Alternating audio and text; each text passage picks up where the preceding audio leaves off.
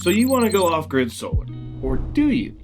Hi, I'm Mitch with Big Dog Solar, and we got our start with off-grid solar, and we've seen thousands of systems go in. So here's a few things I want to share with you. In this video, we're going to talk all about off-grid solar, how it works, who it works best for, and what you can expect if you're actually going off-grid. We're going to cover what it takes to go off-grid, and we're even going to give you another option where you can get a lot of the same benefits with not quite as many drawbacks. With rising power bills and an increase in outages, energy independence sounds great, but going fully off-grid isn't always sunshine and rainbows. When it comes to true off-grid solar, a lot of people have this very romantic view of a rustic cabin in the mountains with independence and freedom and preparedness and this wonderful lifestyle.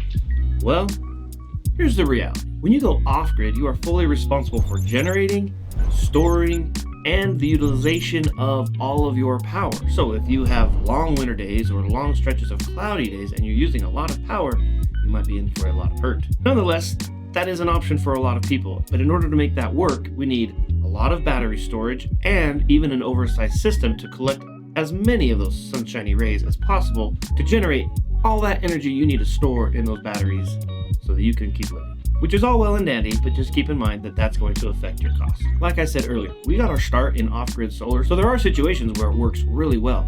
For example, if you are in a very remote location where there is no access to the grid, you don't really have many other options. Or if you are someone who likes to manage and maintain things well, people that are committed to a minimalist or self-reliant lifestyle, or who are really good at managing and watching their usage, do really well in these situations, and it is not a problem at all. But what if I told you there is some smart middle ground in many situations where people want to have battery backup and preparedness like you're off-grid without having to totally disconnect from the grid and alter your lifestyle? In fact, most of the customers that we work with actually have this kind of living in mind anyway.